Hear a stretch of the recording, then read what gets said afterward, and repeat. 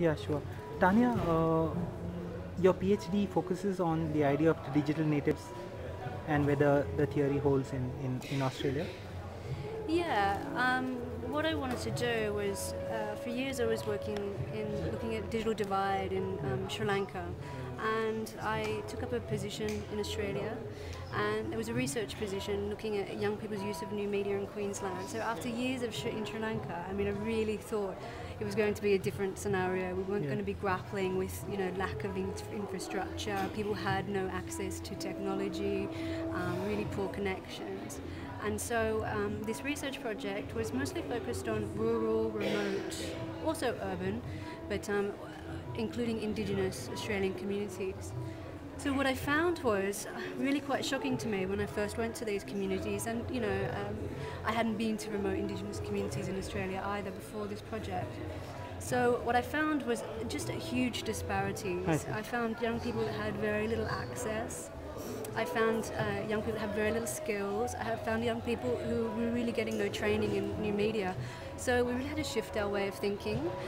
Our research project was training young people to use new media, and around that we started to learn about what they wanted to do, what they knew, what they were using.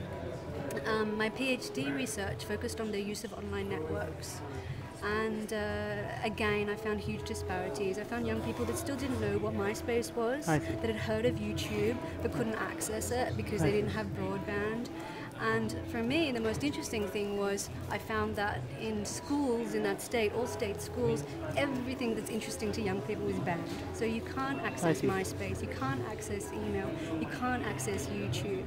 And so the importance for that, the relevance of that became really clear to me when I started to go to Indigenous communities where they had 5% of houses with internet access, and the only public access in that place was the school. I see. But young people couldn't do anything that was interesting to them. So it really became the focus of my research, and what I decided from that was that the kind of ideas about the digital native, which is basically if you're born after 1980, you're a digital native. You've been born with technology. Right. You can use it really well, as opposed to a digital immigrant. But does it work that way? Pardon? Does it happen in real life? I think just because technology is around you, it doesn't mean you can use it in the ways you want to.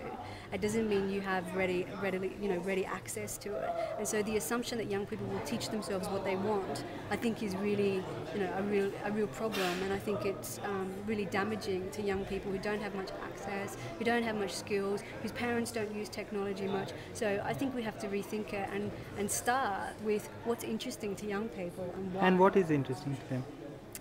Well, what I found from my research is that there's really a stage progression. You don't just suddenly start using an alternative media network in really interesting ways. You might, but I think that's unusual. I think you go through a progression. So you start with email, and some young people didn't have email addresses. You move on to chat, and then you move on to something that's fun. So whether that's MySpace or a gaming network, something that's fun that you do with your friends. Okay. And from there you start to think a little bit more about how you can actually benefit from networks. And my whole research was based around the power of networks. I see. So how can you benefit from using networks? That doesn't just happen immediately. There's a lot of learning that takes place before you realize that. And how different are young people in different parts of the world today when it comes to using the net? I'd have to be honest and say I'm really curious to know that, and I haven't seen any sort of studies. Of course, I know about access studies in the US and in England. I don't know much about the sort of, statistically how young people are using technologies in places in the global south. I think it's really be really interesting for us to think about that, and I'm quite sure it will be different because local contexts, always dictate. And local training and local access always dictates how young people use online networks and different technologies. Thanks a lot, Doctor, for the insights you've given us into understanding this interesting field. Thank you.